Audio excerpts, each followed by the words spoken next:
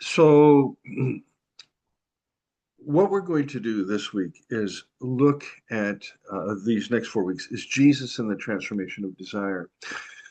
The One of the most fundamental realities about the scripture is that what it reveals to us is a rather remarkable kind of anthropology. And you know that I have um, uh, been utilizing Rene Girard's mimetic theory as an anthropological model now close to, well, since 1987. So that's almost 40 years. Um, Most of my work has been focused on the scapegoat mechanism, primarily as it relates to the crucifixion of Jesus. And that's where I have spent almost all of my time when it comes to mimetic theory. I've really spent very, very little when it comes to the notion of rivalry that produces the scapegoating mechanism. I've spent, it's not that I haven't researched it, it's just that I haven't taught it. I haven't really taught about what happens in the process of undifferentiation. So we'll be talking about desire, rivalry, and undifferentiation, which is the prelude to the actual scapegoat mechanism for these next 4 weeks. What I found as I began developing these lectures and all of them in conversation with Cheryl was how absolutely mimetic, negatively mimetic I am. And that's what are you laughing at? Now she's on the floor. Um, what are you laughing at? This is being recorded. Oh, okay. Well, okay. So Sue's in the class now.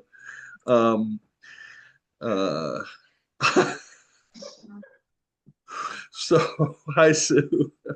Um, I had to get off social media. It just became really apparent to me that I was allowing social media to shape my desires. And so I began writing about it, which is the way I tend to handle things. And the result of that interpersonal, actually interpersonal, because desire is mimetic, but the result of that reflection was to produce another book on the fruit of the spirit and the future of humanity, where I sat and gutted out the whole problem that we face with desire in our modern culture. I've noticed now that there are a number of books being written on this from a Girardian perspective, so I'm not the only one. I've seen excerpts from some of these books, and I'm realizing we're all saying the same thing in one way or another. But I'm the only one that's put this conversation within the frame that it's in, which is a shift that we need to make away from values to virtue. That we in the gospel doesn't give us values, these kind of abstract things to follow, which would just be another form of law. What we are given in the gospel is the possibility of a virtuous life. And so the penultimate chapter of this book exegetes Galatians chapter 5 on the fruits of the Spirit through the lens of Renee's mimetic theory. Um, you guys are killing me over here. Okay, so here's as I already mentioned, these talks come from these now three and going to be a fourth book that are with Whippenstock. I've never ever produced 4 books in 1 year, so I don't know what the effect of that's going to be. Um, but when you're snowed in Minneapolis and you have nothing to do all day long, you've got ADHD and you're always nervous anyway. The only I just found if I sat at a computer for 10 hours a day and wrote that at least it's getting something out of my head. And I take the dog to the dog park to get myself some physical activity and play my drums. But anyway, back to the class. What we're going to do for 4 weeks is I want you to think of this as building a house, okay? We're going to look at the architecture of practices that reform our desire. We're going to look at the spiritual building we inhabit. And here's a fundamental principle I want to start with right away. Desire does not change because we decide better. Desire changes when we are rehoused in a different perspective, a different world of what constitutes time, speech, the body, goods, authority, conflict, etc. And so, as I wrote in the book, practices, what we practice, has to touch the deep structures of these things: time, body, speech, goods, authority, etc. And so, what we're going to do is build a foundation. We're going to talk about the non grasping God revealed in Jesus. Then we're going to put up some load bearing beams. And I like this because I don't know anything about real estate, but as you know, we're moving, and so we've had to go look at houses and sell our own home, and I'm learning all about houses. So we're going to put in these load bearing beams on that foundation of the non grasping God. We're going to talk about the way we spend our time, daily prayer, the body, fasting and its limits, speech, scripture and truth telling, goods, generosity, and conflict in terms of forgiveness. The rooms of the house will relate to the Eucharist, work, family, online life. And then the windows of the house are what take our attention. It's what we look at, or in terms of imitation, who we copy. And then in the final talk, we'll put a roof on that house. And that is the church's mission as non-rivalrous desire for the good of the other. Now, before I begin, I want to define church to you the way I'm going to use the word church. Church does not mean institution for me. In these last several books that Sherilyn and I have been working on for the last 6, 8 months, church is defined as two or more gathered, and we've defined our marriage as church because we are two, and we everything we do with Jesus present, even our meals. It's very ecclesial. It's very intentional. Our arguments and disagreements are done in the presence of Jesus so that there's generous love and generous forgiveness for misunderstandings. And we're finding that just starting with the two of us allows us to really begin to work out the way this can play out in terms of two, three, four, five, 10, etc. But I am not at all talking about the institutional church when I say church. You could take it that way, and I suppose a congregation might consider something like this. But what we're really talking about are the interpersonal relationships we have with those that we know that also love Jesus, that seek to follow him. So here's what we want to do today. We want to diagnose the problem of desire. And there's two key texts I'm going to use. So if you have a Bible, you'll want to turn to the Epistle to James. What we have to do today is we have to discuss the problem that's created when Christianity comes onto the scene and seeks to transform people by telling them they have to stop wanting bad things. And this is a major problem because you can tell someone till you're blue in the face to stop desiring or stop wanting bad things, bad relationships, things that are detrimental to them, their mental health, their physical health. But that doesn't change the desire. It's just an external law. And what we're doing here is we are recognizing that the human will is incapable of change. The human will, as Paul says in Romans 7, is absolutely stuck in a system that it can't get out of. And that's why at the end of chapter 7, there's this ejaculation of despair. Who will deliver me from this body of death?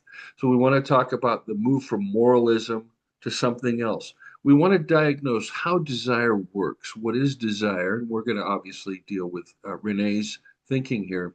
And then we're going to move to a concrete reorientation of who mediates my desire now. And this is where it's going to get very, very personal. Again, I'm going to use myself as an example. Um, and I'll start off by saying this.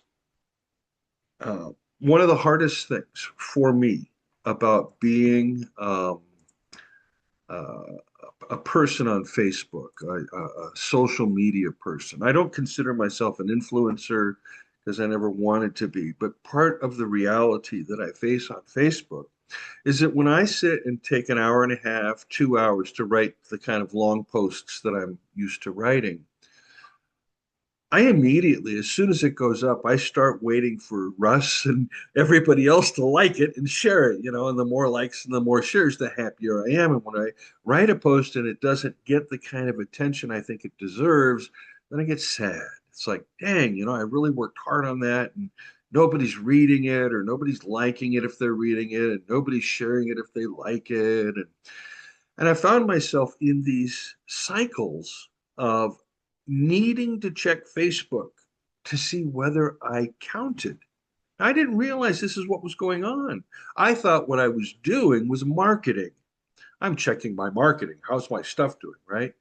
And I would watch as so-called influencers out there, many of whom you know, would write posts or put up a meme, and they get 50,000 likes.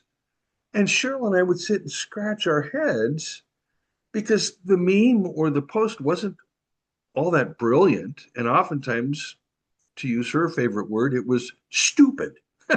So we we realized that there was something wrong with the way I was approaching social media. And this is what I'm trying to tell you is that social media, and now with AI coming in, and in the book, The Next Jesus Revolution, that deals with the phenomenon of AI and desire. Um, what we're realizing is that we are being curated as human beings. We are literally being curated. We're being funneled into a system that's able to guide us. It's able to tell us how to live, how to think, what to do. It's essentially stripping us of our agency. And that's the real issue that I see with regard to social media is it takes our desires and puts them into the algorithm. Now here's the other thing. This is the bothersome part of it to me that has to do with surveillance. Our phones are on all the time. They are listening all the time. I have never put into my computer anything or my phone or my tablet, anything about houses, sales, anything. All of a sudden, I'm getting ads everywhere from real estate people. They are listening, and the algorithm's picking up on that, you know? Um, so I've kind of tested this out by saying certain random things, like trampolines. I really like trampolines. Trampolines are great. And what do I start getting? Ads for trampolines, right? So we're being curated. The algorithms are curating us. First, AI is going to take care of that and complete the process for us. Now, for most of human history, when human beings experienced desire, they thought it came from within themselves. Somebody wanted something. Oh, well, that's because I want it. And this created what Renee would call the modern lie that the person is an individual, that we exist, as it were, as islands in an ocean. And this, of course, is going to lead to Rousseau and the great concept of the social contract. And so we all agree with each other on certain things that allow us to function as a species together. And by the way, I don't know if you've noticed this, we can bring it up in discussion time, but the most significant place that I see our social contract breaking down is in traffic.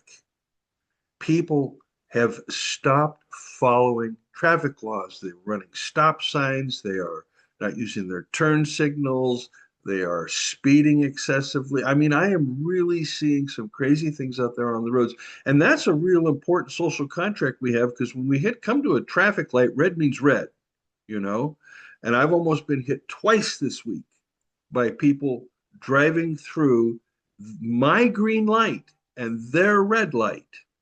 So that's where that's what I'm using as an indicator as to how far and how fast the social contract in America is breaking down. There may be other metrics you can use, but that's an easy one for me to see all the time, every day. Now, if you'll come with me to your first text in James chapter 4. James suggests this. What is it that causes war and conflict among you? Is it not your own passions that are at war with your members? You desire and you do not have, and so you kill. And you covet and cannot obtain, and so you fight and wage war. You don't have because you don't ask, and you ask and you don't receive because you ask wrongly. There's something with what you're expressing your desire to God, but there's something wrong with that expression, and so you don't get it. So that's the first text we're going to look at. Now let's go look at the second text, which is actually prior to this in James chapter 1. And it begins in verse 12. Blessed is the one who endures trials. Hang on, I got to let Devald in. There we go. Blessed is the one who endures trials. For when that person has stood the test, they will receive the crown of life which God has promised to those who love him. Let no one say when they are tempted, I am tempted or tested by God, for God cannot be tested with evil, and God tests no one.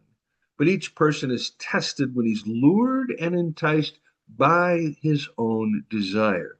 Then desire, when it is conceived, gives birth to sin, and sin, when it is conceived, gives birth to death. I don't know if you have a text in your mind that you are thinking of, but when I read a text like this, I automatically think of the Cain and Abel story. Because in the Genesis account, the male and female in the garden, the Adam and Eve characters, the mythic characters of Adam and Eve, and the snake, it's very important. They form that triangle of mediated desire. The woman has no idea about the fruit of the tree until desire is mediated to her through the snake. The male in the story has no idea of mediated desire until the woman says, look, here's this apple. I ate it. Nothing happened. You can eat it too. And he imitates her. There's the imitation of desire. And as we know, it's at that point that their eyes are open. They realize that they have now done something that is corrupted their relationship with each other, but primarily also their relationship with God. And they experience guilt or shame, however you want to understand the Genesis text at that point. Now, from this moment on, everything is going to change. I've told this to you before, but it's worth saying again. Genesis has two creation stories. The first creation story, Genesis 1 1 to 2 4, is really not a protological story.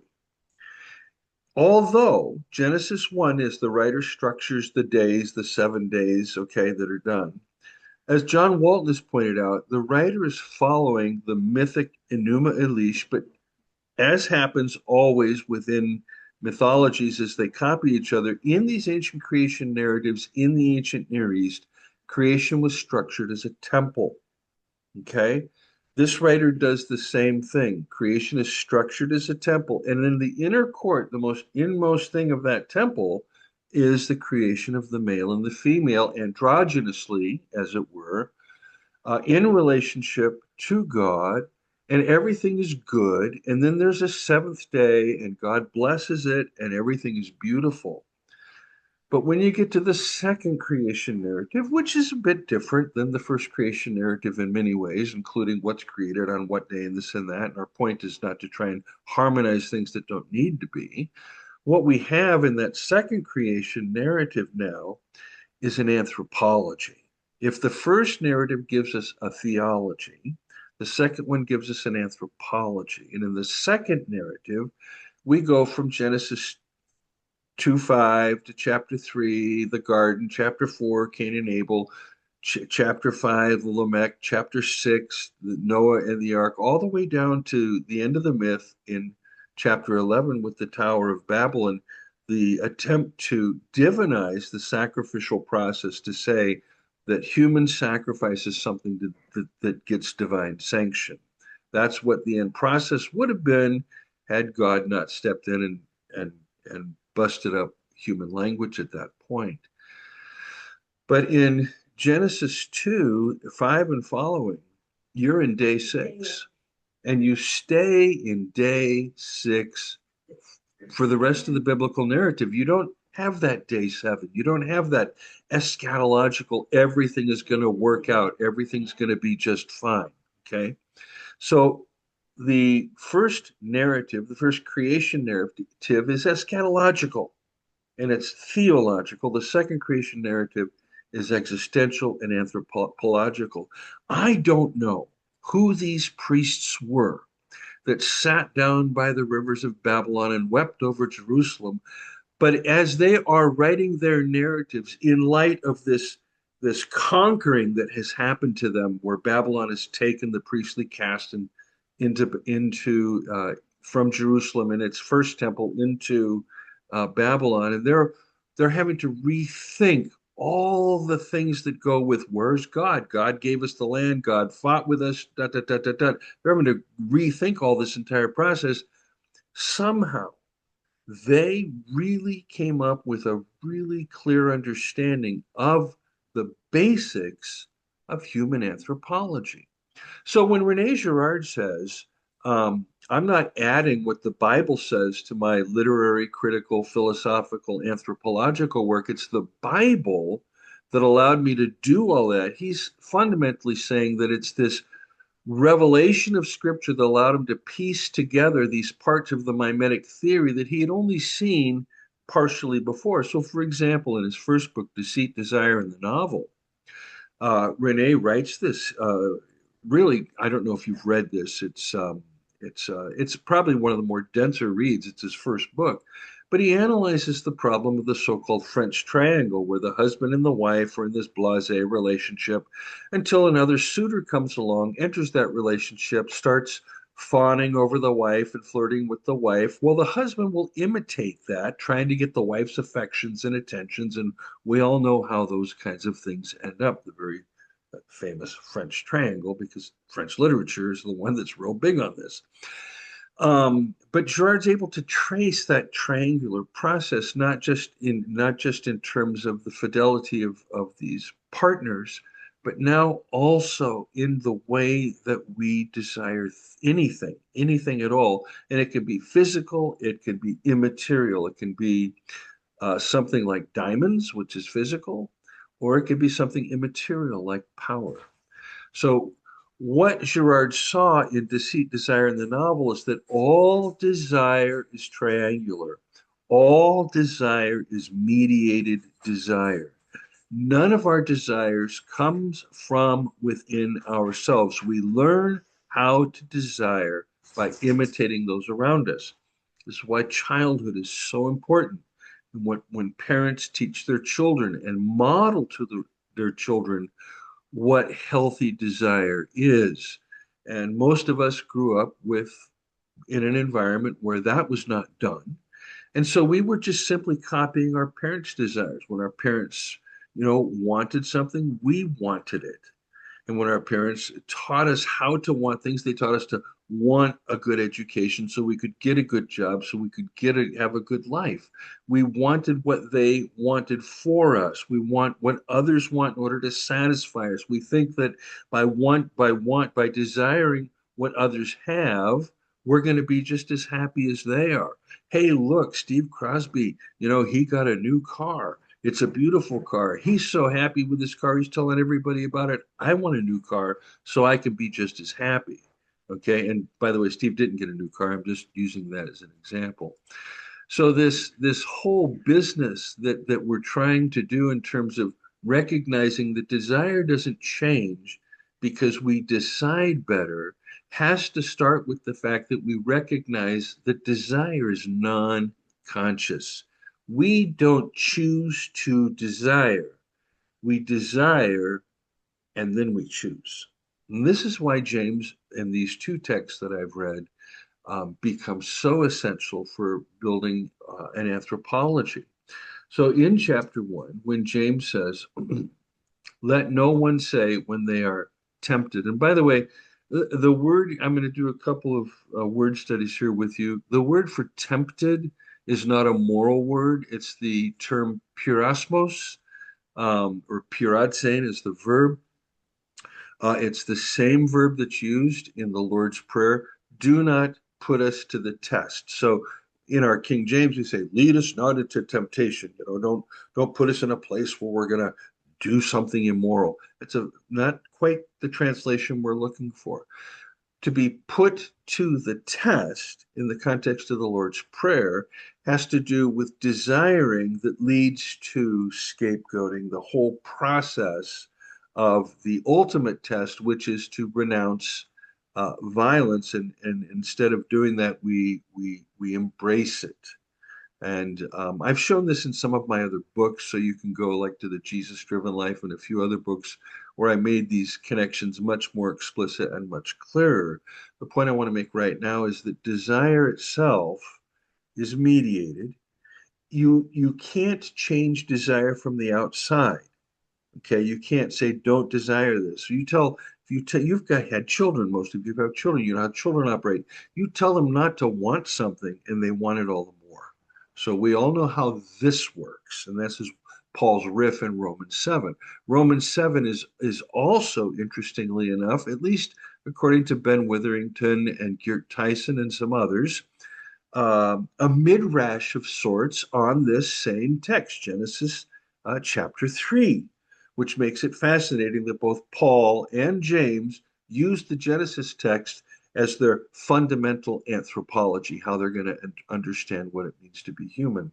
So James says, let no one say when they're put to this test of desiring, that God is doing that.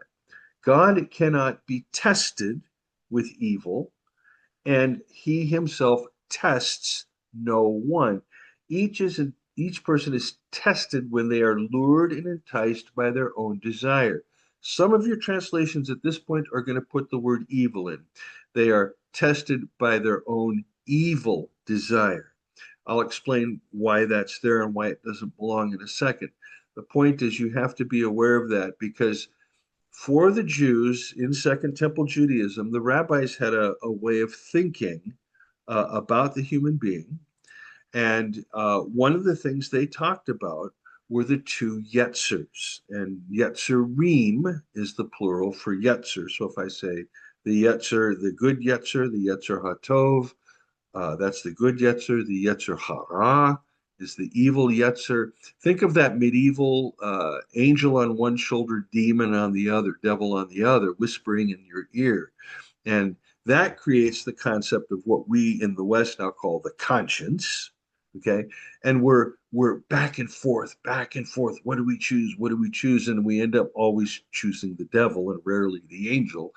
We tend to follow the evil Yetzer. It's powerful. It's very powerful. The rabbis recognize this.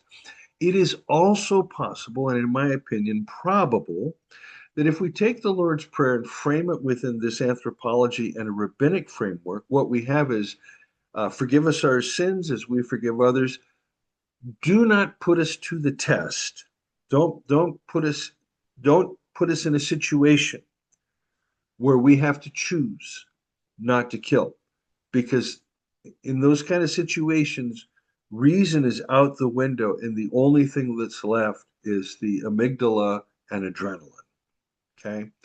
And it's followed up in Matthew's version. Do not put us to the test, but deliver us from poneros, hoponeros. Now, hoponeros has often been taken generically as from evil, except that it has an article, the evil. And so some translators want to say, deliver us from the evil one, this satanic being that's out there, trying to get us to all become uh, little girls in the movie The Exorcist so they can possess us and make our heads spin.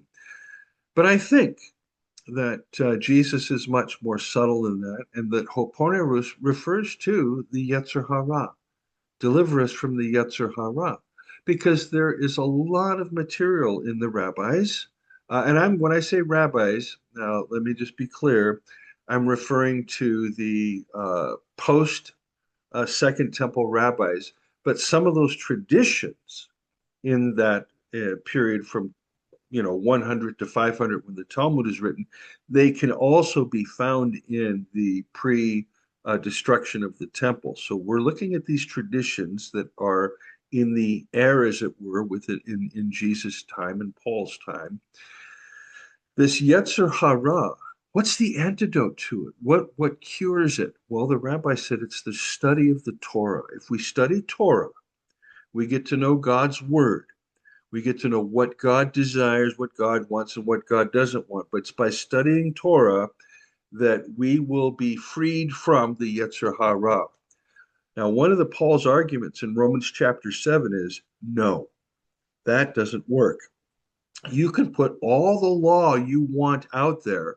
And Paul says the reality is the more law you create, the more sin you create, because all law does is exacerbate desire. In fact, Paul says, I wouldn't have even known what coveting was until the law said, don't covet. And then I found out what coveting was and I started coveting. So laws do not solve the problem of mediated desire or the Yetzer Hara. You can't solve it from the outside. And that's also why, in addition to sin, the devil, and death on one side of the equation, what is it the rabbis have on the other side? Torah. It's study of Torah that deals with sin, the devil, and death. Paul puts the law into that same category as sin, devil, death, and the law. They are all brought down in the crucifixion. You're familiar with the Colossians 2 text that refers to the death of Jesus as the end of commandments, the end of a legal way of God dealing with humanity. God no longer deals with humanity through this framework, intermediary framework of Torah or law. And this, by the way, is the greatest bane of Christendom, because early on, I mean, already by Tertullian in the late second, early third century, the church began to bring the law back in as a way to deal with this growing community that needed attention and needed direction. And they began bringing the law. And by the time we moved from Tertullian around the year 200 to Augustine in 400, that's already locked in. And that's why you have people like Pelagius coming on the scene saying, you can follow the law and you can follow this law and you can be good. You can choose to be good. And Augustine has to come along and say, no, you don't understand, Pelagius. The human will is broken. It's irredeemably broken. You can't choose to be good. You're only going to end up choosing the wrong thing every time. As we say, the road to hell is paved with what? Good intentions. Okay, so the early church already, especially Augustine, who's very good on this point, and you know that I'm not a fan of Augustine in a lot of ways, but you have to give the devil their due at times, and Augustine is very good on this. Um, and you can see this in his confessions, especially. You cannot deal with this problem of desire from the outside. That's the first part of the diagnosis, and this is why evangelicalism is such a failure. Why? Evangelicalism is simply trying to bring the law back in as a way to deal with evil. What is this known as? Calvin's third use of the law. For Calvin, the law doesn't save us. The law, as in Luther, leads us to despair. I can't do it. I can't do it. I can't do it. I can't do it. But once I'm born again and once the Holy Spirit's in me and I'm justified by faith, now sanctification is by faith, but it's by following the law. And then Calvin will turn that one step further and try to create a society a theocracy that follows that law in Geneva. And we're very familiar with this process today as it's happening in America. We essentially are seeing the far Christian right, the Christian nationalist movement, attempt to use this Calvin's third use of the law to restructure the laws in America, in Congress and other places. That's, again, the more law you add, the more problems you're going to create. And they don't seem to understand this at all. And the reason they don't understand it is because they're all bought into the romantic lie that we're all individuals. We all choose our own desires. We choose our own destinies. I am captain of my ship. Nobody can tell me what to do, this kind of thing. And we don't recognize that fundamentally we are nothing more than Xerox machines in living flesh. When Rene first proposed this, that all desire was mediated, it was looked at a bit askance by an awful lot of people. And that's one of the reasons that mimetic theory itself faced so many hurdles until the mid 1990s. And then in the mid 1990s, in experiments done in Europe and at UCLA, um, the experimenters, not simultaneously, but independently of each other and near contemporaneously, is that a correct word? I hope so. Uh, Discovered that the human brain is made up of what they call mirror neural networks. That is, our brains, the neurons in our brains, we are hardwired to copy. They copy. And you might say, "Oh, okay, that's a very interesting discovery. The human brain is a copy machine." But we can take it further. Andrew Metzloff, and the evidence for this is in the book Mimesis in Science, edited by Scott Garrels, and a number of Metzloff's other essays.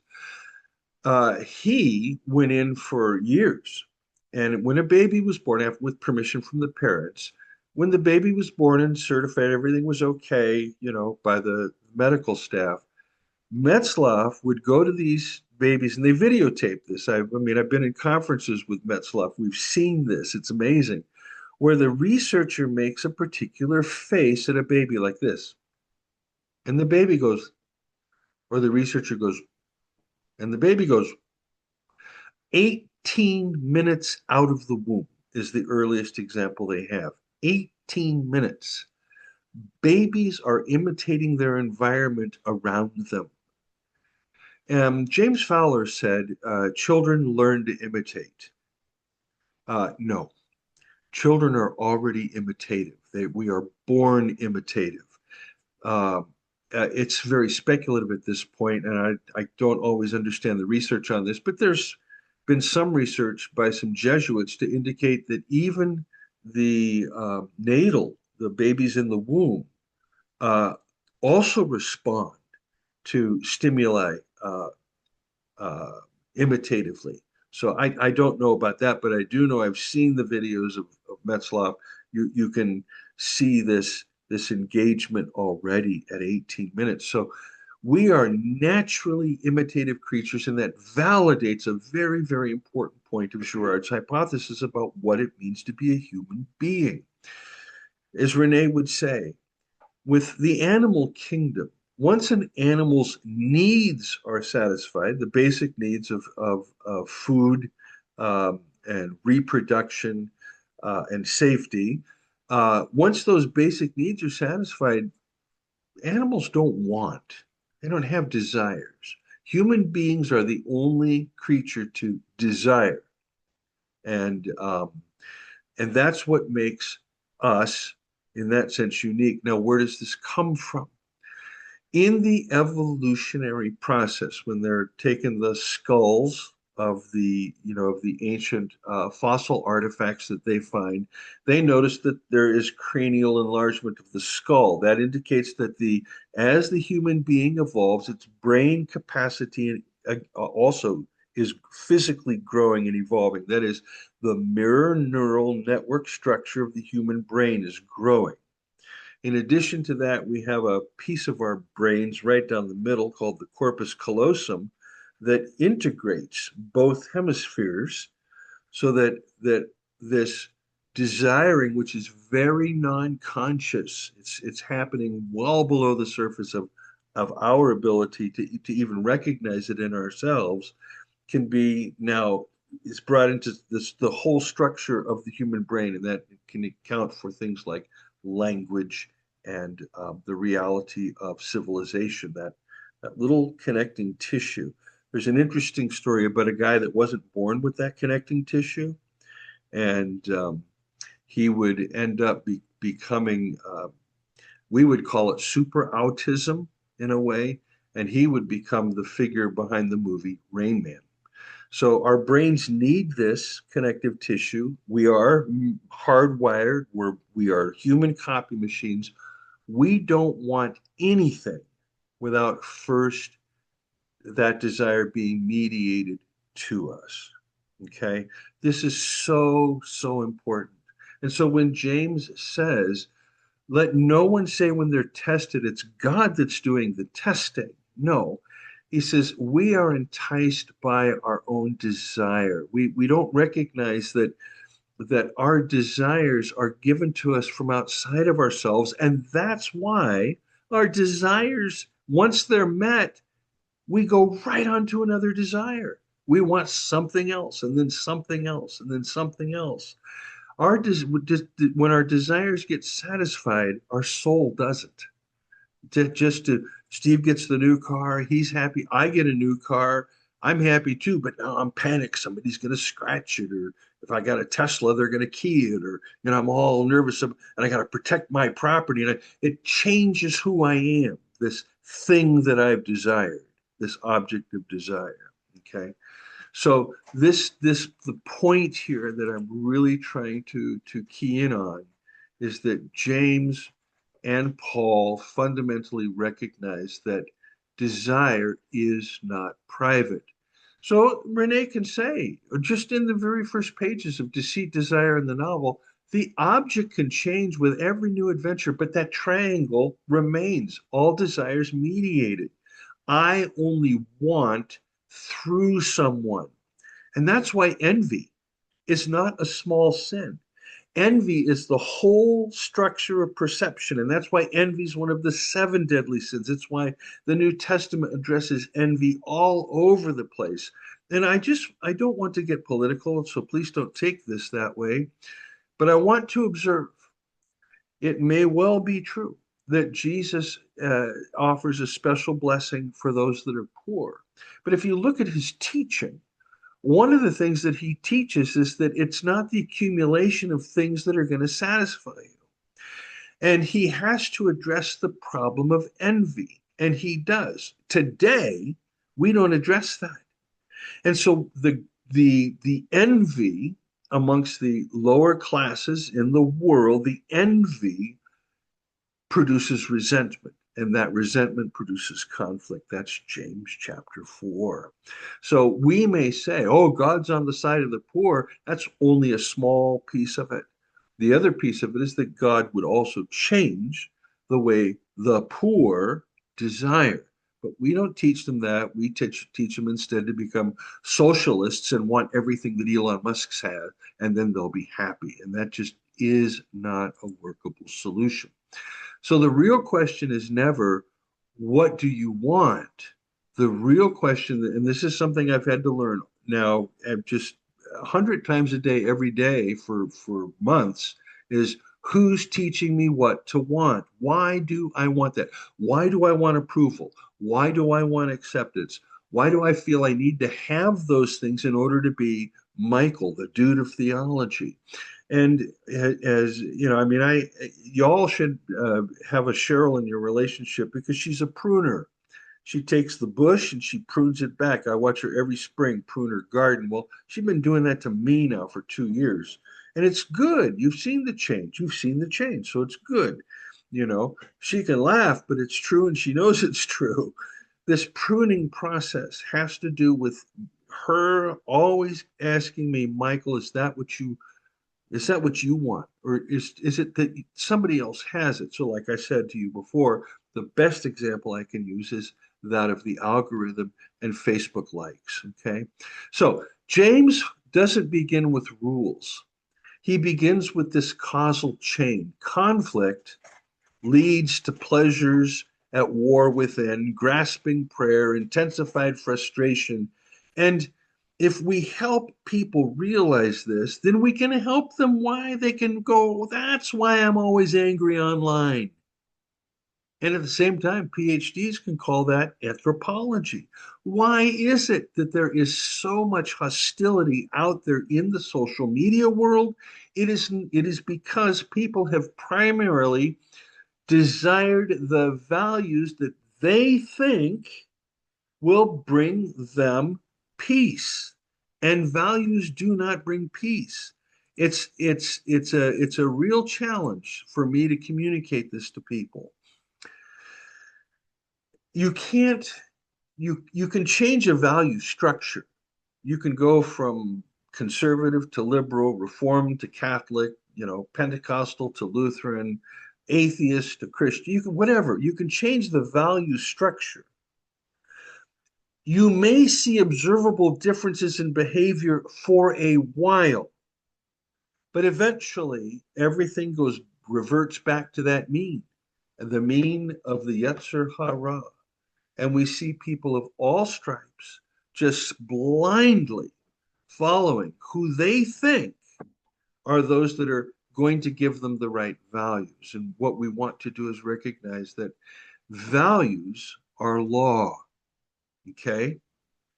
It's not enough to just simply say you need to have this set of Christian values. And that makes you a real Christian as opposed to these Christians who have this other set of values. Both sets of values are just that, and neither change anything. The fruit of the Spirit, as we'll see, has to do with virtue. It has to do with something inside that has been changed. And so the upshot of this whole first lecture is this. Christianity has been through a number of reformations.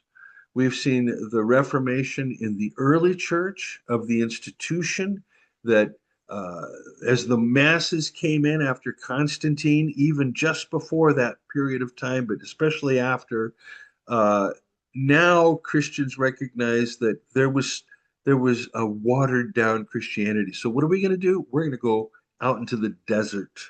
We're going to form either communities in the desert called monasteries, or we're going to do like Simon Stylites and sit up on a rock and let our disciples bring us a little bread and water from time to time. We're going to remove ourselves from society. That never really translated into anything healthy. And we have whole histories. I mean, one of the things I love to do is study the history of monasticism. And when I go to Europe, I love going to the monasteries. I adore it. To me, it's like the best thing out there. But even the history of monasticism is replete with corruption, just replete with it. It's very, very hard to find a monastic community that doesn't suffer from some sort of hierarchicalism, patriarchalism, authoritarianism, cult-like mentality and behavior, and this, that, and the other. Even though, for example, Benedict of Nursia, who created the Benedictine rule, deals with this business of desire very intensively in his rule, and Augustine does as well in his monastic rule.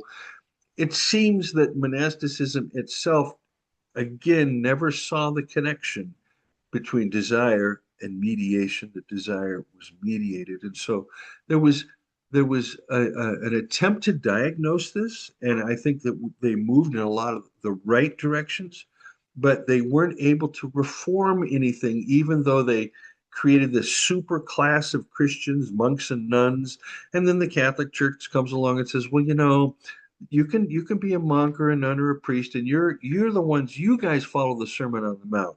You do that. You're special. You can do all those things. We regular people down here, we just need some values placed upon us that let us be a little Christian society. And the special people, the monks, the nuns, and the priests, they were the ones that were obligated to that. Luther, of course, Zwingli, and before them, the movement known as the Devotio Moderna in Holland in the late 14th and throughout the 15th centuries. They saw this too. And so they recognized there needed to be change. And Luther brought about a change. He brought about a reformation of doctrine. Luther thought if we could just change the doctrine of the church, then we could change people. Well, there were a lot of gains at the time of the Reformation. Justification by faith is a major theological gain. Luther's theology of the cross from 1518 Heidelberg Disputation is an incredible, extraordinary insight. Never got followed through by Luther, never got followed through by Calvin, never got followed through by the Anabaptists. And so this reformation of doctrine just ended up 100 years later producing the 30 Years' War in Europe from 1618 to 1648. And it was the end of that war that the Enlightenment really begins. People are sick and tired of religious conflicts, and so they turn their themselves to something else, which in this case is going to be human reason. Well, now we're at the end of that project. Okay, reason, science is not our savior.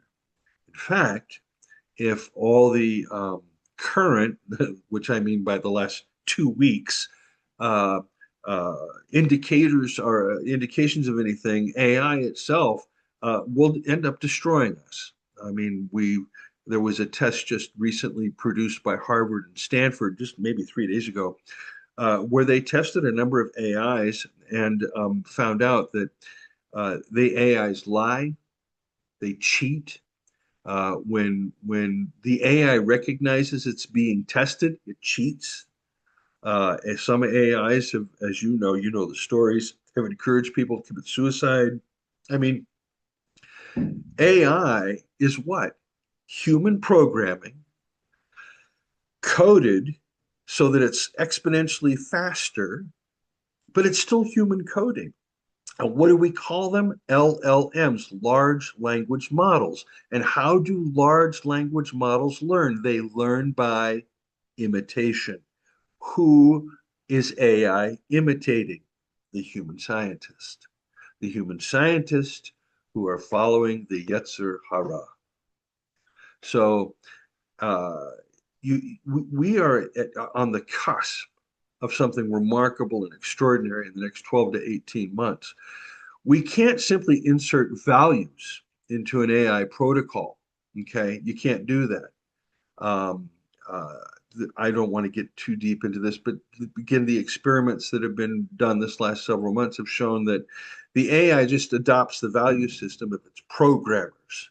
And so some AIs have been asked, um, for example, would you allow, if a woman was being tortured and you could stop it, but you'd have to nuke the whole world, would you do that? Stop that torture? And the AI said, yes, we'll nuke the whole world to stop that torture.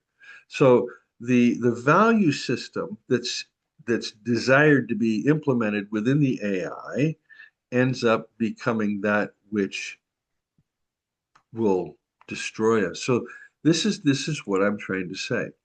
It's the next thing I want to help you understand is that Jesus never says desire less. Desire less, not more, but less, Less. In Buddhism, it's very common knowledge that one of the tenets of Buddhism, one of the practices of Buddhism, is to learn to eliminate desire for external things and material and non-material, to become desire less, to have no desire, and that can work to a degree.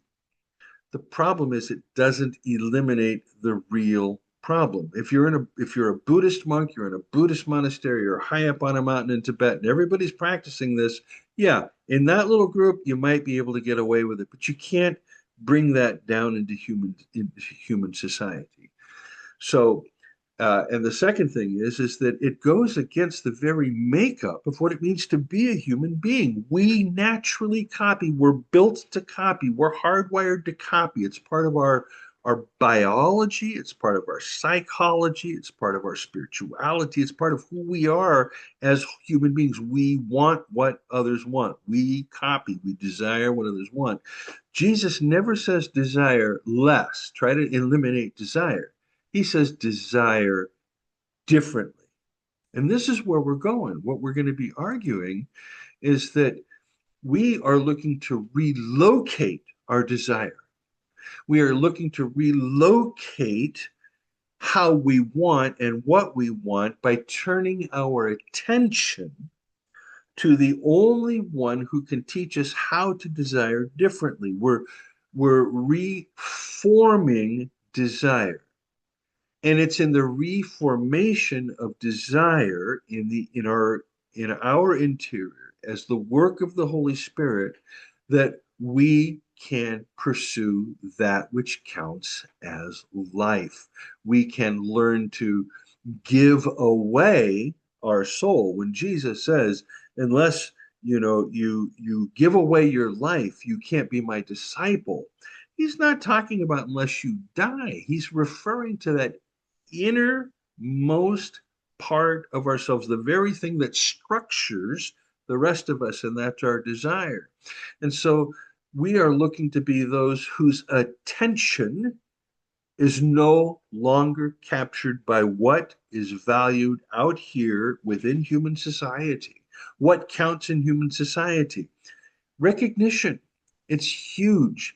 As I'm, writing these books, one of the things that I'm doing is I'll ask someone like Steve Crosby, "Hey, buddy, can you quick give me a little paragraph for the back of the book so when people go to the bookstore and they look at it and they'll go, oh, Steve Crosby recommends this book. That's great. I'll get it because Steve recommended it." I have to have these recommendations by these authors.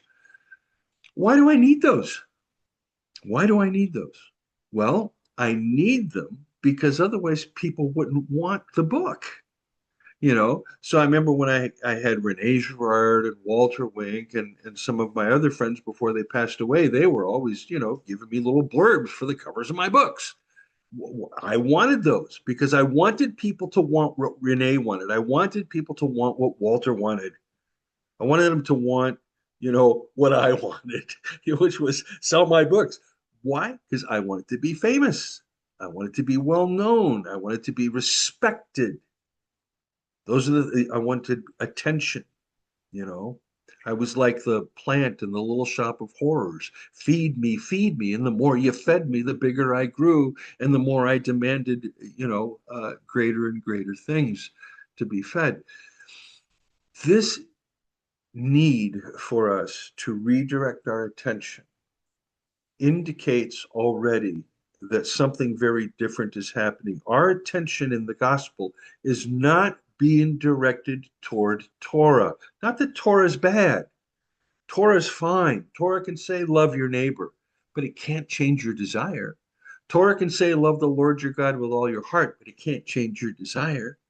Torah can say a lot of things, but the one thing it cannot do is change your desire. Why?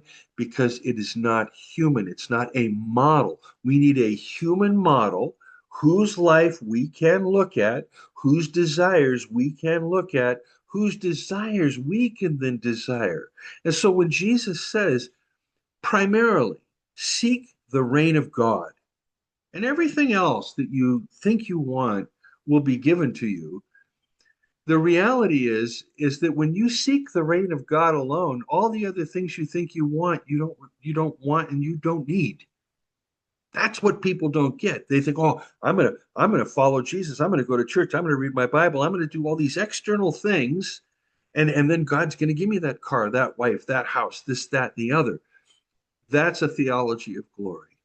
A theology of the cross puts the self to death. It puts the self that says, I want this, I want that, without recognizing that it's not I that want it. The I that is in Christ doesn't want that. The only thing that Jesus ever wanted was to do the will of the Father. And as we move now into attention in these coming weeks, one of the things we have to recognize is before you change habits, I can tell you, oh, have a prayer time. You set aside each day, you have a prayer time. And so we did that as evangelicals. We had our daily devotions. We sat down, we opened our Bible. I was at the coffee shop yesterday in the morning, and there was a young man there, and he had his Bible open. He was doing his daily devotions. Well, I always love that because that gives me a chance to talk to people, and preach the gospel a little bit. But the point is, he was doing what he had been taught to do, these daily devotions. That's fine. But that's only changing the intellect. It's not changing what you and I would, or we would call the heart. It's not changing our desires. Prayer, in this sense, and James gets this, Paul gets this, Jesus got this, is not a transaction. It's the site of interior formation. And so this week, all I want to do is to discuss our own desire map, okay? So I need you to think about these things. You might want to write them down. First, I want you to name a recurring conflict or anxiety you have. Just one. Just think about one. Yeah, just one. We're going to work. Cheryl says only one because she's got a boatload. No, just one. Just one. Name one recurring. Think to yourself, what's one area of my life where there's just this unease, this issue. Okay. Second, ask yourself, if you lose, if you don't have that, what is it you fear most? What is it you're really losing? Are you losing status, belonging, innocence, control? And then once you've done that, name the mediator, name whose approval it is you crave or whose contempt it is you dread. And then, and only then, can you begin to name counter practices that are very concrete that allow you to change that. And the place that I turn to most often when I am doing this exercise is the Lord's Prayer. Your kingdom come, your reign, your reign. Usher in the reign of your gracious will, is how I translate that phrase in the Jesus-driven life. I have to learn to keep my attention on the Father and how the Father reigns and who the Father is. And I have to say, let your will be done, your will, not mine, because my will is not your will. I get this. Even in Gethsemane, is it not the case that Jesus had a different will for the ending of that situation than the Father had? Sure, Jesus did not want to die. Okay? That wasn't the way he wanted this thing to end. I think he would have been happy becoming super Jesus, and living forever and everybody worshiping. No, he says, this is not the way you want it. So I'm going to just submit my will, let it go. Because what I want isn't what you want. And what you want, Father, is more important. Whenever I am upset or angry, I have to remember that I am called to forgive those that hurt me. I'm not called to retaliate.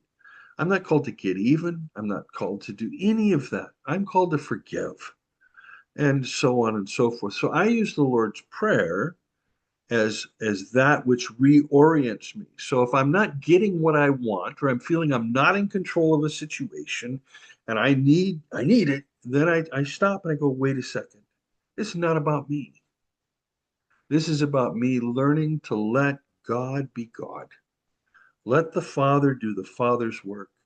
And so in the past several years, one of the things that I've learned, and I've written about this in some Facebook posts, is that um, I've had to recognize that meaning in life is not something I can give to my life. I can't give my life meaning. I can't give it purpose. Only the Father can. And I'm not going to even find out what the meaning of my life was until I get to the other side. But if I try to create meaning now, look at me, pay attention to me. I'm the greatest theologian on the planet. I have 15 books. I can do this, that, and all kinds of magic. That's not going to mean anything for who I've become. Because the I that is becoming is an interpersonal I. It's the relationships that I have that as they are becoming healthier and growing, those are the things that really count. So I will end here, kind of when went whoop. I didn't even get to half the notes. Well, that's typical, isn't it? Um, but at any rate, I'd like to invite you now to join in. We've got about 20 minutes. I went over time. I apologize, but feel free to pipe up.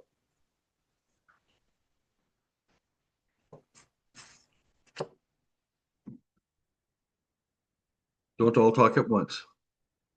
Can you mute so I can listen? Okay. How do I, yeah.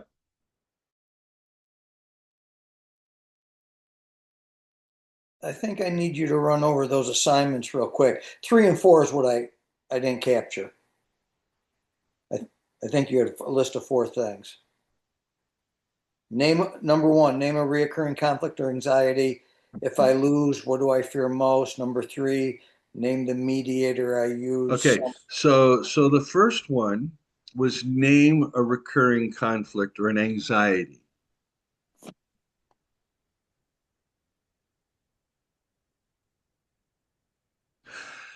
The second is name what it is you fear losing. Status, I had it in my notes, status, belonging, innocence, and control, because those are things that are important to me.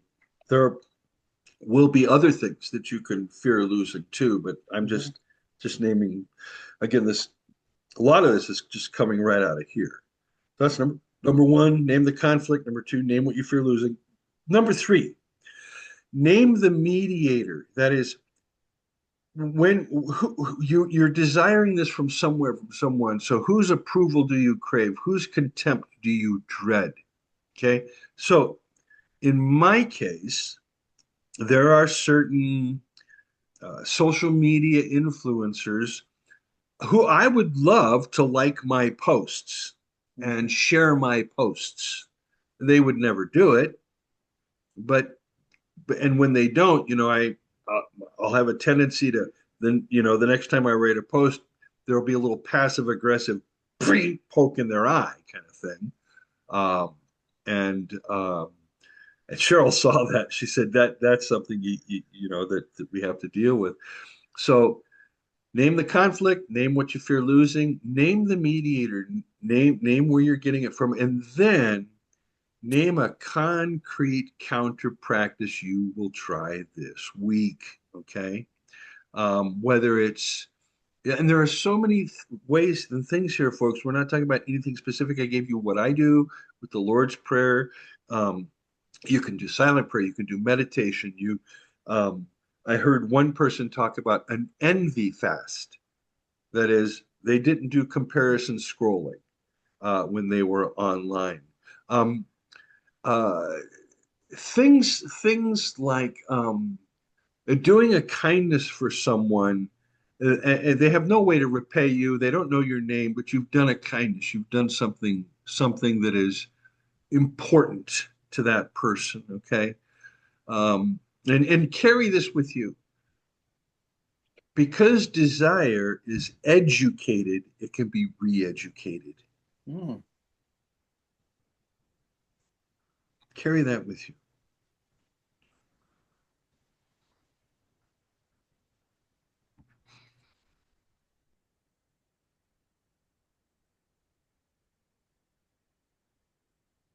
This was a little more practical, I think, than the stuff that I normally do. Was it, for those of you that have been with me for a while, is it tracking? Devald, were you talking because you're muted?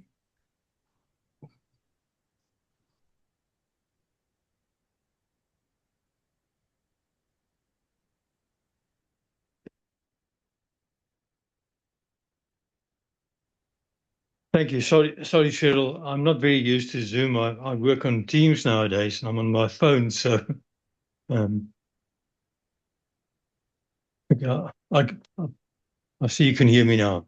I'm saying I've really been in a Gethsemane kind of situation lately. So everything that you are discussing, Michael, is exactly where I am at the moment.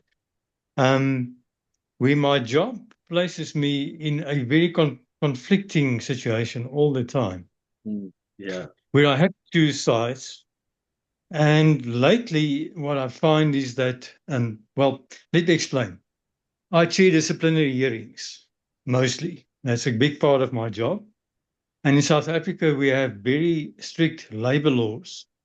And we have a institution called the CCMA, where employers are taken to if they dismiss somebody, and the fairness of a dismissal will be challenged, or you can take an unfair labor practice dispute there, whatever. Coming out of the apartheid era, of course, and our new constitution that emanates from all the stuff that we've experienced in this country, we have very strong constitutional rights, which are good and fine. I don't have an issue with that. The problem is for employers, it is very difficult to dismiss employees. It's not like America where you can just say, well, I think we don't need you anymore. Please go. And that's the end of it. It's really, there are serious consequences. So with my expertise and coming from the old days when I really had a different worldview than I do have now, I thought this is an excellent job. I have a law degree and I studied an honors degree in employment relations management. And I thought, well, I'm set. My career is now made, and I was very fervent in my job and I tried to do it well. But now that my desires are changing and I see the dualistic way that the law deals with everything and how I'm constantly thrown into the arena where I have to side with somebody. Even if I chair a hearing and I find against the employer is upset because they pay me and they thought I'm going to find in their favor. And they don't like my finding. I had it yesterday again, where I had a long debate with somebody why I made a finding. In the end, I typed a 22-page report just to explain how I arrived at the finding. And my fear always is if I don't please the employer, they are going to chase me away and find somebody else that will favor them whenever they chair a hearing, whatever the case is. So what is the biggest fear? When I wrote this list now, I thought, well, having no job in South Africa means you don't have a medical aid. You are subject to a medical or a health system that has fallen apart. We've been through that with my mother-in-law, where you arrive at the hospital and you're at the mercy, and eventually there was no service rendered to her. The fear of all these things is tremendous. The last few weeks, I've really been in a crisis where I often had to, well, I'm in conflict with clients. Mhm. And the fear is if I don't please them, they chase me away and I'll lose a substantial part of my income. Yeah.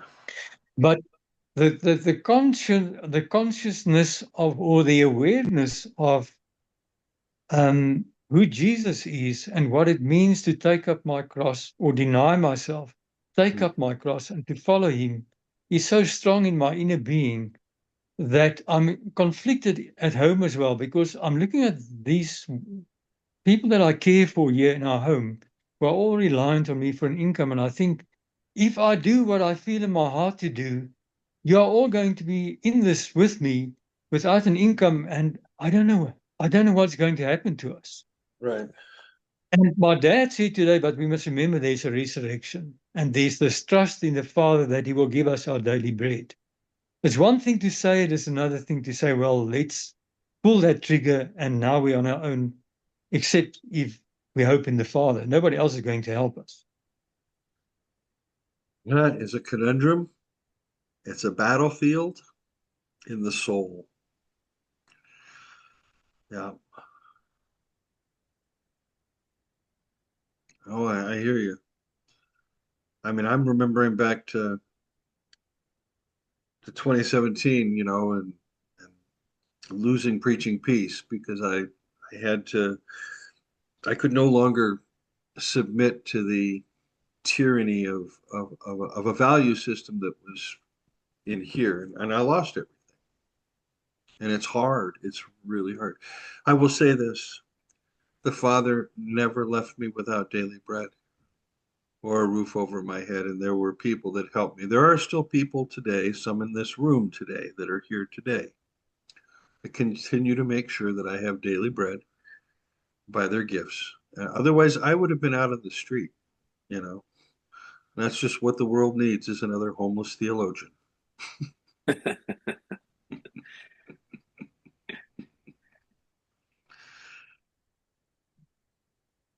So, yeah, that's me. I've unpinned myself, Russ. You're the one on the screen now. Uh-oh, I'm in trouble now. You are, Look because out. it ain't snowing in Arizona. We know that. I know. Well, I'm at, it's not snowing in Illinois. It's 60 right now. Oh, is that where you're at, Illinois? Yeah, I just Oh, put that background. I like sunsets and sunrises. okay. I play with the backgrounds. Well, you've heard me talk to you before, but the things that I'm seeing, I relied on my government pension, the social safety net of the United States, and it's all going to hell. Mm-hmm.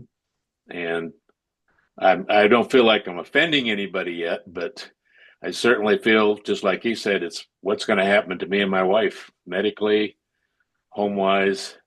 I've never had to go as far as you did in trusting the Father for daily bread yet. It's scary. Well, it is. But after you've done it, for a while, for a season, Uh-huh. it just becomes natural. It becomes easy because the Father's good. The Father is very good. I've never had, what's really interesting for me is I've never really had extra. I've always had just enough or just a little bit more than just enough, you know, and I Mhm. like that. That's very cool, It is. you know. I remember one time I had a need. Uh, I hadn't even articulated it, and one of the members of the classroom uh, had received, a big bonus, and they shared that with me, and it was just like I said, I didn't say anything, but the Father knew my needs for I had them, and it was like, wow, this really does. It's true, you know, it's really true. Yeah.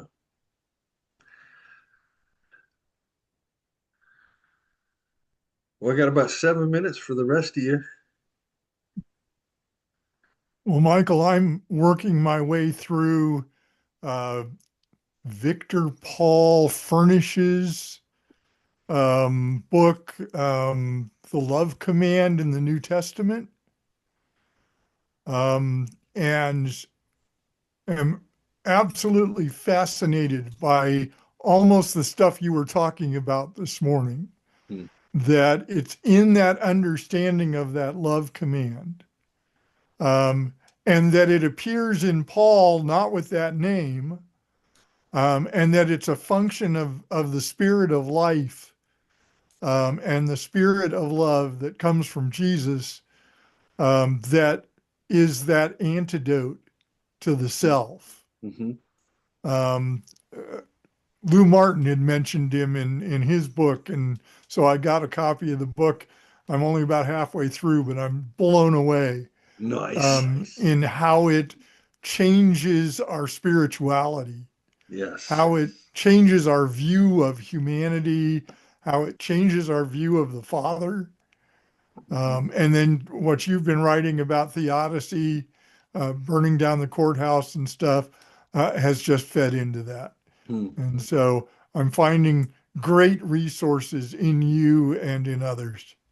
Sweet. Thank you. That's cool. Appreciate the approval. Woohoo! I count.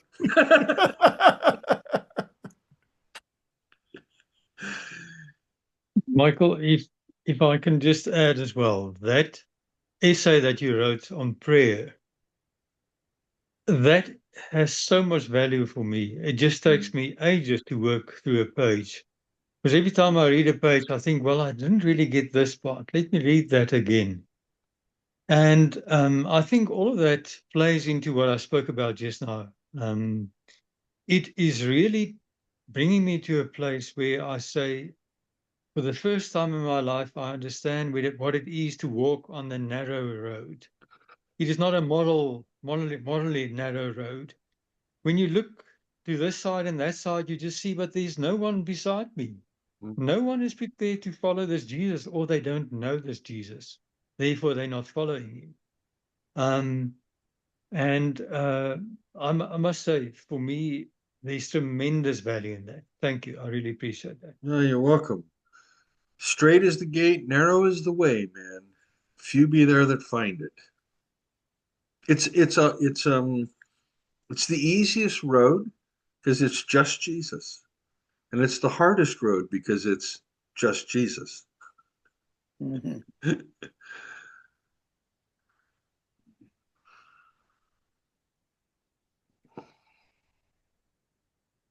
Um, uh, look forward to seeing, I guess, all of you next week. We're going to keep pursuing this and pushing it and discovering, I hope, the difference between the gospel and what passes for the Christian religion in the world today.